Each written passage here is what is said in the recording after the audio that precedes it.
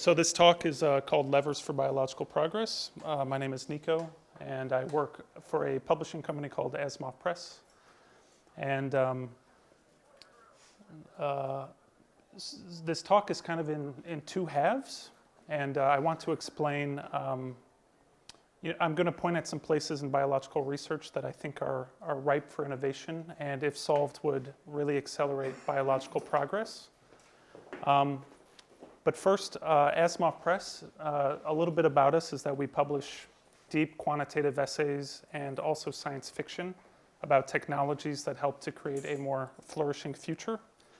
And most of what we cover is about biology. So we publish very long essays about what are the bottlenecks in making synthetic blood, or what are up-and-coming technologies that are close to prime time, like we recently published an article about in vitro oogenesis, which is a method to convert skin cells from people into viable eggs and sperm. So people who can't normally produce children in a few years may be able to make viable eggs by reprogramming their skin cells into eggs. We've published about artificial wombs, and I'm here with my colleague Xander Balwit. She's the editor-in-chief, and that's us in front of our first book. And on your way out, if you didn't grab a book, feel free to grab a book on your way out of the conference. But anyway, on to biological progress. There are people in this room who know a lot about this question of, what are the bottlenecks of biology? And so my goal really in this talk is to, sort of provide an introduction. And I hope we can have a discussion at the end about any questions you have. But I'll try to keep it at a level that anyone can understand. But when I say biological progress, I'm referring to advances in our ability to harness biology to do good in the world. My life's goal is to help humanity program cells to cure disease, grow into more bountiful plants, manufacture the medicines we care about in abundance. In the future, we may even be able to engineer biology to stave off the extinction of critically endangered animals, to make self-healing materials, or to make other animals go extinct completely, like malaria spreading mosquitoes. And I think you, an audience excited about progress studies, but perhaps with no background in biology at all, should care about biology not only for its future potential, but also its historical importance. So historically, molecular biology and biochemistry and the tools of those disciplines have helped us make vaccines and medicines that have done really unimaginable things. So one of the things that I'm most excited about is just 40 years ago, it took 8,000 pounds of pancreas glands from 23,500 animals to make enough insulin for 750 diabetics per year. So 24,000 animals, organs from them needed to be harvested each year just to treat 750 diabetics each year. But now the world's supply of insulin is made with engineered microbes. This chart is smallpox, which is good, but my examples for some reason are not smallpox. 100 years ago, most people with hemophilia died by 13 years of age. At the time, there was no way to store blood, so the only treatment for hemophilia was to transfuse blood from a family member. But now a single injection of an FDA-approved gene therapy called Hemgenix cures hemophilia. Multiple myeloma is a type of white blood cell cancer that has a 5-year survival rate of 58%, but a recent clinical trial treated people using genetically rewired immune cells, and the therapy tripled the time that it took for the cancer to progress. Also in food, thanks to plant breeding efforts in the mid-20th century, as well as advances in plant gene editing today, crop yields have roughly tripled over the last 60 years. And we can now theoretically feed 10 billion people with our current food supply and without chopping down any more forests or clearing any more land.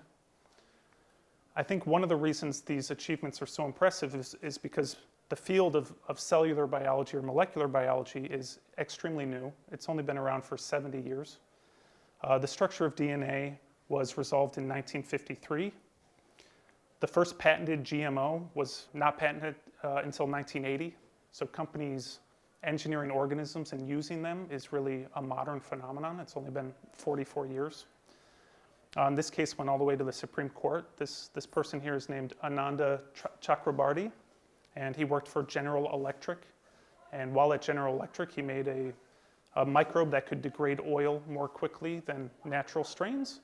And GE wanted to patent it, so they took the case all the way up to the Supreme Court because his initial filing was rejected because they said that life cannot be patented. But now we can patent life. And we're still discovering really important things today. So just a few years ago, this person named Ryan Flynn, who's now a professor at Harvard, discovered an entirely new class of biomolecule that nobody had ever seen before, called glycoRNAs. So these are RNA molecules tagged with sugar groups. And it seems like they play really important roles in cell signaling and things, and nobody had ever seen them before because our methods to study RNA were filtering them out. So when you ran gels to study RNA molecules, the gels would strip them away. And, of course, recently there's been a lot of interest, in what biology can do in the 21st century. So recently, Dario, the CEO of Anthropic, published this great essay articulating what the future of biology might look like as it develops in lockstep with artificial intelligence. And he called it Machines of Loving Grace. And he imagines that in this century, biology could be used to prevent and treat nearly all natural infectious diseases, could be used to eliminate most cancers, and it could prevent or cure many genetic diseases. I agree that these things are possible, but in this talk, I'd like to talk about some of the reasons, some of the problems that we'll have to solve to get to such an optimistic 21st century. And I'm reminded of, so I'm currently reading this book called Gene Dreams, and it's by Robert Teutelman, who for a long time was a reporter at, I think, the Wall Street Journal. And this was published in 1989, almost about 1 decade after the first biotech company went public, which was Genentech. And Wall Street was like in this really big tizzy, and these stocks set records because biotechnology promised all these amazing things, like we're going to cure all these diseases. And there's this really great passage in the book where Teutelman writes that in the early days of biotech, speculators and investors tended to focus, quote, on scientific wonders, on scientific possibilities, while skipping quickly across the more immediate, more contingent technical, social, and business realities. A company that has mortgaged its future or lacks development skills or has no money left or has a product no one wants faces a limited future, no matter how powerful its technology. In the pursuit of truth, science needs no market. Technology, on the other hand, has no reality beyond its application and exists only in relation to the marketplace. And so when people share these grandiose visions of what biology can do this century, we should remember really that biotech historically has failed. A lot of things that seem promising in the lab never scale.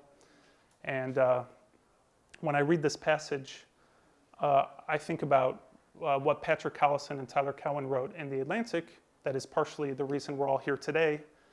One of the passages in that piece says that the success of progress studies will come from its ability to identify effective progress-increasing interventions and the extent to which they are adopted.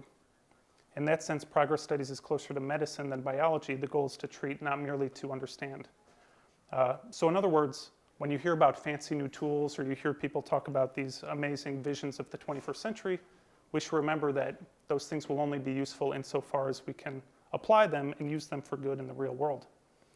So the goal of my talk here is to highlight some of the bottlenecks limiting biological progress and then explain some of the ways I think individuals could help to remove them.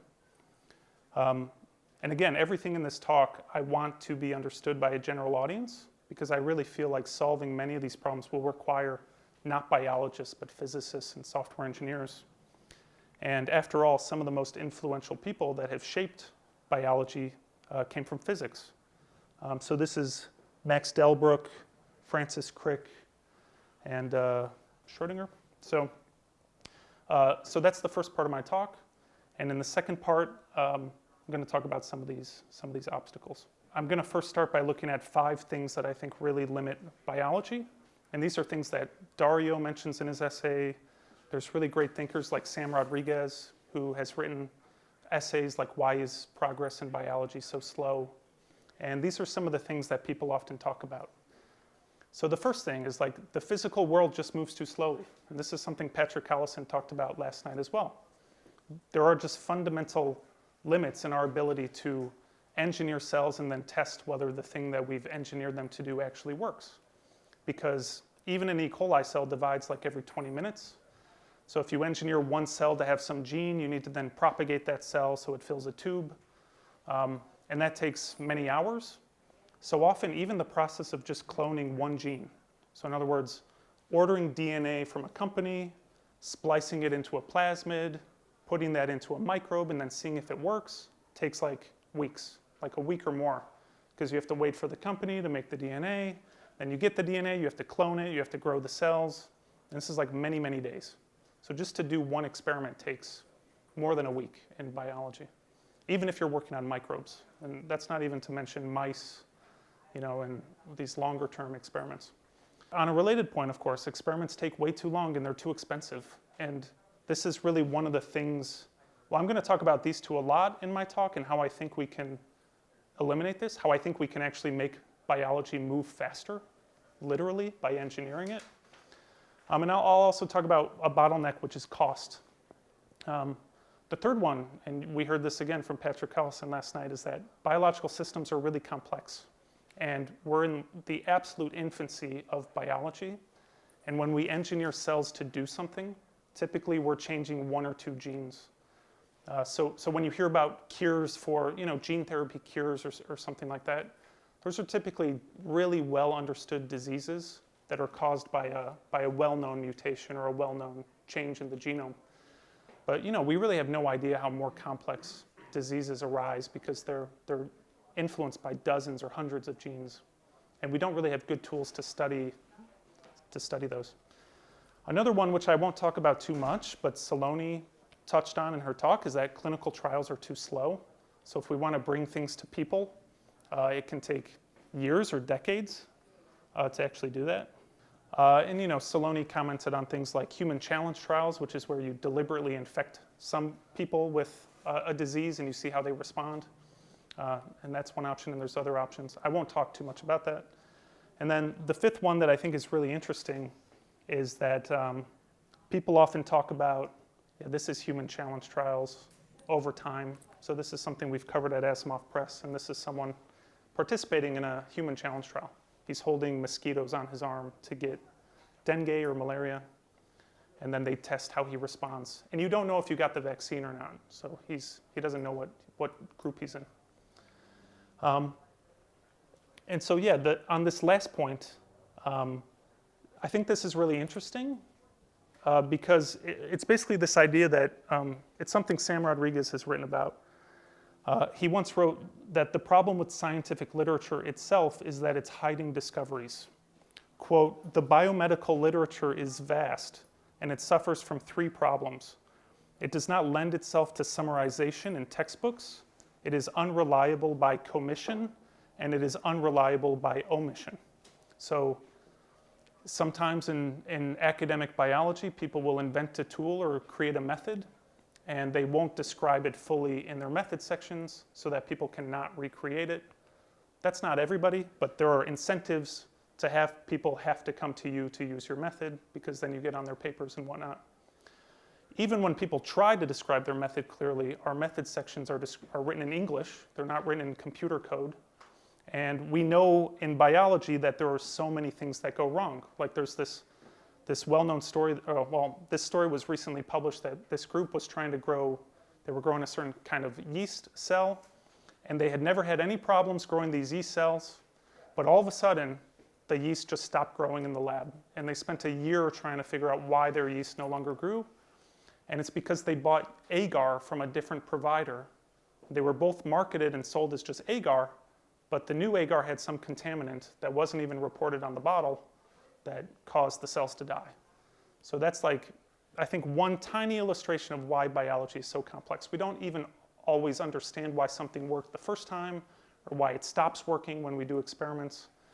And the literature is similarly any biologist will know that you could spend years following up on a paper and the paper ends up not being true for some reason. Like I used to work on mice and diabetes in mice. And this study came out after I had quit this project that mice raised at a higher altitude have a higher expression of this protein that I was studying, and like that was never reported. So the paper I was trying to recreate was from like Colorado, and I was in Iowa, and it literally didn't work because I don't know why it didn't work, but I think that's why. So that's like a real problem. And also we know that lots of important discoveries, so I guess one point that that is not even in the bottlenecks. So this is more focusing on like, individual lab-based bottlenecks. But we also know that even when we have something that works and we're ready to bring it out into the real world, people don't always want it. There's cultural or societal obstacles that we don't always appreciate. So this is sub-1 rice. This is a rice that is designed to withstand flooding. So when these rice fields flood for prolonged periods, like 10 days or more, the rice will survive. But they have, but if the fields don't flood, the farmers say like, well, why am I using these modified rice? I should just use normal rice. But then next year it might flood and then their crops die. And so it's actually like, there's economists who study just the distribution of these seeds because like some farmers don't want them, so they experiment with ways to give seeds out or to have farmers refer other farmers, because it's surprisingly difficult just to get people to adopt seeds, even if we say it's better for them. So there's also these big cultural obstacles that I think people don't always touch on. But I want to just focus in this talk about the first two bottlenecks, like how can we make biology go faster or make them cheaper so that we can get more shots on target? Because I think that's like really a major bottleneck to biological progress. This is a question that we've written about at Asimov Press, and I think this is one way that many people don't consider. When people think about speeding up biology, they think automation, or they think like, let's just make DNA synthesis cheaper, let's make the cost of reagents cheaper. I rarely hear people say like, let's literally make biology grow faster. Like if cloning takes 4 days, and one of the reasons it takes 4 days is because we have to wait for cells to divide, what if we could literally just make cells divide faster and just use faster dividing cells to propagate our genes? That's something we've written about, and there's actually active research investigating this. And there's evidence to suggest that you can shrink genomes so that cells can copy their genomes faster and propagate. And you can do things like boost ribosome levels to maybe make cells grow faster. And then there's also natural microbes. Like there's a microbe called Vibrio natrogens that divides every 10 minutes or every 8 minutes even. And I think that's the fastest dividing cell that we've ever discovered. But labs don't use it to do cloning because there's not good toolkits or there's not good molecular tools necessarily to work with this organism. Or there's just inertia, like everybody uses E. coli, so they keep using E. coli. But there are ways literally to make biology grow faster. The second thing that I think is really important is the cost of ingredients. Like how easy is it for us to do experiments? Many people I think are familiar with this chart, which shows the cost of DNA sequencing over time. So I was recently talking to Dwarkesh about this.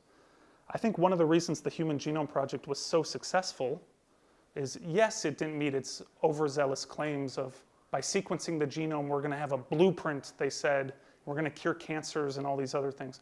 Obviously, that didn't manifest because the genome is a one-dimensional string of letters, and it doesn't say how all these proteins interact in a complex way. But one of the things we did get from that project was like way better sequencing. Lots of people invented new sequencing technologies, and it's now incredibly cheap to sequence DNA, and we can sequence an entire human genome for less than $1,000. I don't know what the cost is now, but it came way down. And when DNA sequencing came down, entirely new fields opened up. Like the field of metagenomics, which is this field that sequences biology in the natural world. They sequence cells from the Arctic and from soil and from air. They can sequence pathogens that are spreading through airports. All of that is possible because DNA sequencing became very cheap. It's all a descendant from the Human Genome Project. So sometimes big moonshots are important. This is something that people outside biology, I don't often hear them talk about. So this red line is gene synthesis. So this is how much it costs to synthesize a gene length fragment of DNA. And oligos, for context, are shorter strands of DNA. They're not genes. They're much shorter snippets. And this has also come way down. But right now, to make one base of DNA costs about 7 or 8 cents from a company. So if I go to a company like Twist Bioscience or IDT, and I say, I want to build this gene because I'm going to test it in my cells, if that protein, let's say I want to make a protein, if that protein has 1,000 amino acids in it, I need to order a strand of DNA that has 3,000 bases, because 3 bases of DNA encode 1 amino acid in the final protein. So if you do 3,000 bases times 10 cents, that's how much it costs to order one gene. So that's $300 for that length protein. So you can imagine that with things like protein design, which just won the Nobel Prize, I recently visited them. And this is a lab that is designing proteins that don't exist in nature. So they use computers to design a protein that binds to a cancer cell or that binds to lots of different targets. They've even designed, recently they designed proteins that can catalyze the nucleation of zinc oxide, and you can grow semiconductors using biology. So they can design proteins that do all these weird different things. And I went there and I said, how much money do you spend each month on DNA synthesis? Because, well, I should back up quickly, but so you order DNA, you put that into a cell, you clone it, so you spend a week or two taking the DNA, cloning it, getting it into the microbe, growing the microbes, isolating the DNA, testing it, because this is how cells make proteins. They take DNA, they read it, they convert it into mRNA, and then they use that to make the protein. So when David Baker and his colleagues want to make a protein, they first reverse it into DNA, they order the DNA, they put it in cells, and then they isolate the protein. So it takes weeks to test one protein, and it costs at least $300 to test each protein. So I asked them, I said, how much money do you spend each month on DNA synthesis? And they won't tell me, but I was guessing like higher or lower, and it's like millions of dollars a month, just on that. So like, this is a game that not everyone can play this game necessarily. It's not like we have truly democratized protein synthesis where people can design proteins on a laptop and like test it out. It's like, big institutions are really winning the game because it's still very expensive, and not a lot of people talk about that. Like, if we could make protein synthesis 10 times cheaper or DNA synthesis 10 times cheaper, we could test so many more proteins. We could design so much more in biology. One thing that we've published at Asimov Press is, well, this is like kind of a science fiction piece that I published, but the basic idea is, what if we could skip DNA altogether? What if we could just make proteins? And there are ways to just make proteins using peptide chemistry, where you basically take amino acids and you click them to the next amino acid, one step at a time. And chemists do this, but it's very hard to make proteins that have more than I think it's like 80 amino acids or something. The chemical reactions have, there's a certain loss at each step, so each step is like 80% efficient, and you can imagine as you keep going and going and going, you have like no protein left. So that's why people use DNA, because it's very good, cells do it very efficiently. But maybe we could make it cheaper.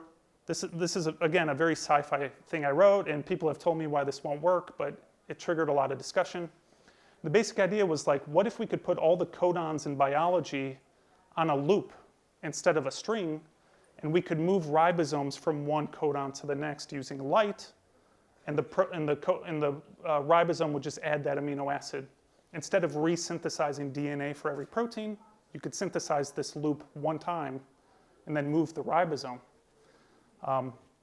So like people have told me that they're working on things like this, like protein, light-driven protein printers and things like that. So I'm really excited about that. That's maybe a way we could speed up progress. One thing I want to touch on is the automation question, because like I said at the beginning, a lot of people, when they think about how do we speed up biology, I hear things like, well, let's automate biology, and then let's train models, and the models will design new experiments, and everything will just be automated, and we'll have this like vicious feedback loop where like we're making really, really quick progress. I recently visited a lab basically trying to do this in China. This is in Tianjin University, and they have all these automated bioreactors, small-scale bioreactors, And this is a robot pod. So this arm moves back and forth through the pod, and it can take samples out of this machine and put it in this machine. And you can program these complex things, and then when you want to scale, you can bring the robots to your bioreactors. And so they're trying to build this. And I think one of the reasons this doesn't work is because it's like what I said earlier with how we document biological knowledge. There's all this tacit knowledge in biology. Like if you were to just read a paper, like if you were to read one of David Baker's papers, I don't think necessarily you could recreate it because either the methods are inaccessible or the methods don't work or they only work under certain circumstances.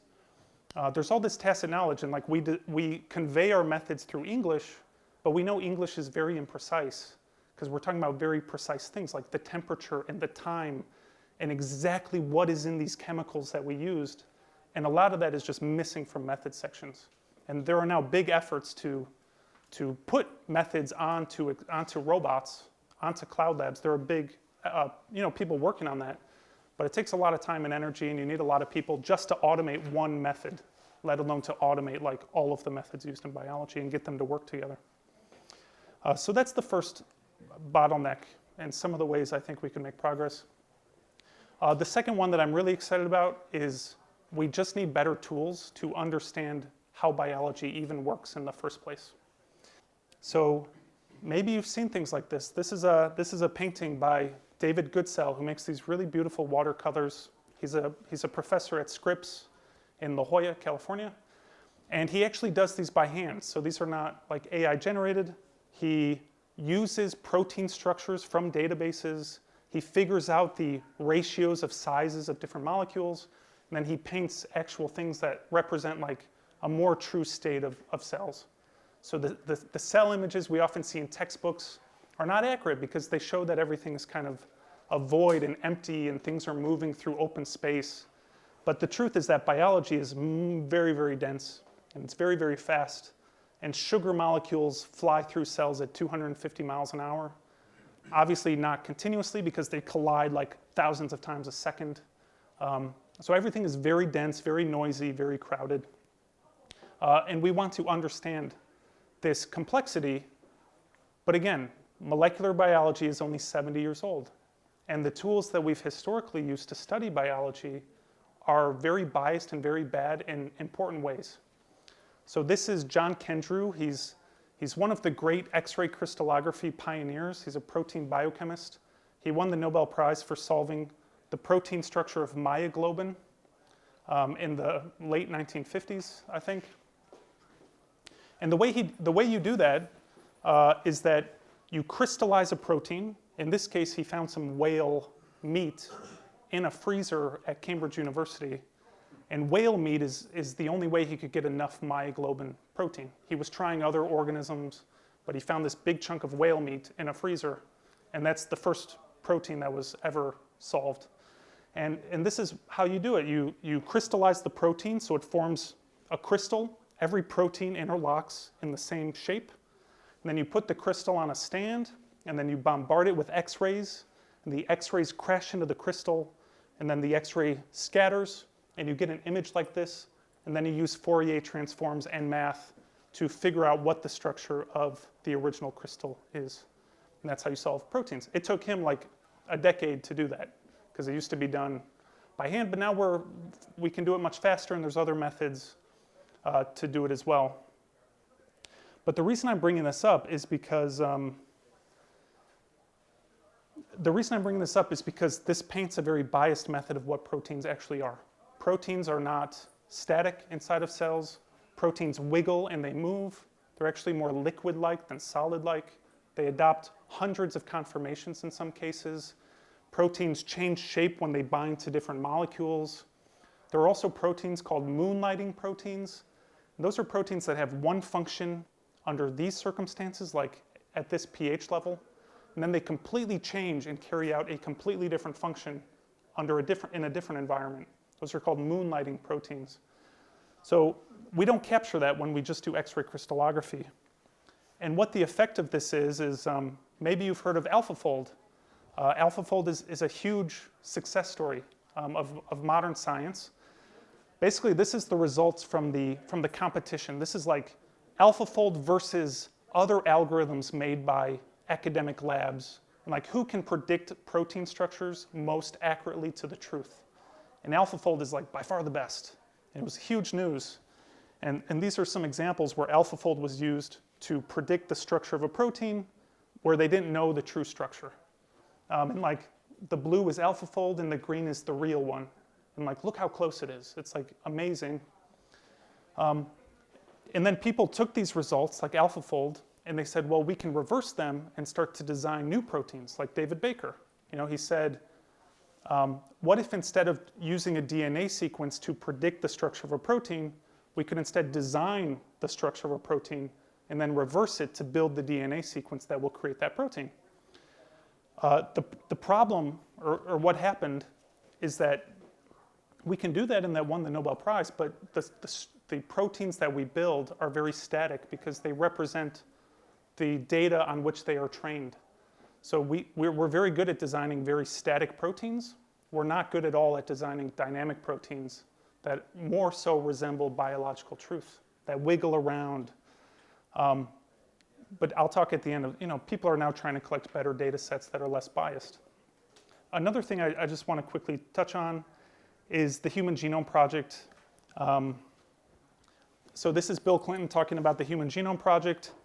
And a first draft was published in 2003. One thing I want to say about this is a lot of people say, wow, we have a genome sequence.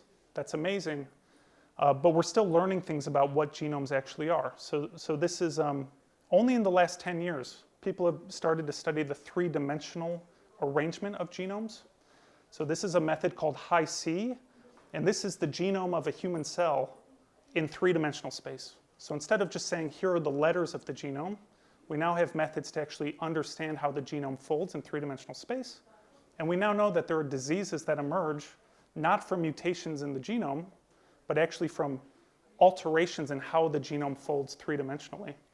And none of that is captured in a genome sequence, right? You have to do other things. So that's just another example, I think, where we assume, oh, more DNA sequences, more protein structures in databases, like that's amazing, like more. But more in this case is not necessarily better, and sometimes we need fundamentally new ways to measure these molecules across space and time and in multiple dimensions, because that's what biology is. So what are methods I'm really excited about that are new? Well, I'm really excited about expansion microscopy. So Ed Boyden at MIT has invented this method where, you know, sometimes we just reach the resolution limit of a microscope. We just cannot go any deeper. So this is a very powerful microscopy method, and this is watching a biological process. You can see it's still fuzzy. We can now use something called expansion microscopy, which is instead of making the microscope better, what if we could make the sample bigger? So you put polymers inside of a biological sample and they swell while keeping the three-dimensional arrangement of the molecules, and then you can see it more easily. And then you start to get images like this, which are just better. They're more resolved. They look better. I'm also really excited about things like cryo-EM is becoming amazing.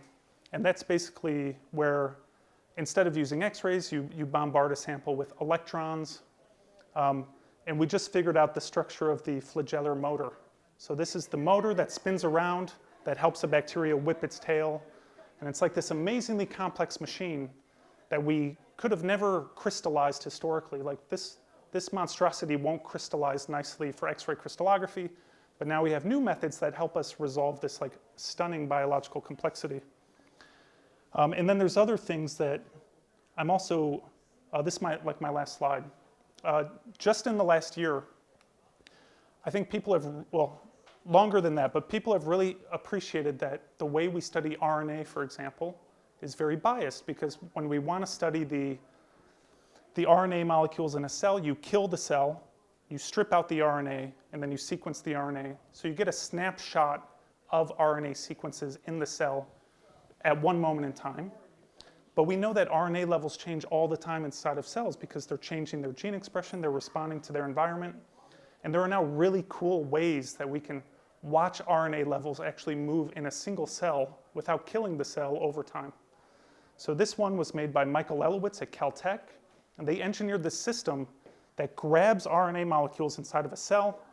It forms a shell around them, and these shells are postmarked to go to the exterior of the cell. So you can grow a cell, it will start budding off these particles filled with RNA. You can collect those particles and sequence them without killing the cell. The cell will give up its RNA to you, and you can monitor them in real time without killing the cell. This is a method called live-seq, and this is similar in that you have a living cell, and instead of killing it, you use a tiny robotic, like a pipette, that goes past the membrane and sucks out RNA without killing the cell, which is just like amazing. And then you can sequence the RNA in real time.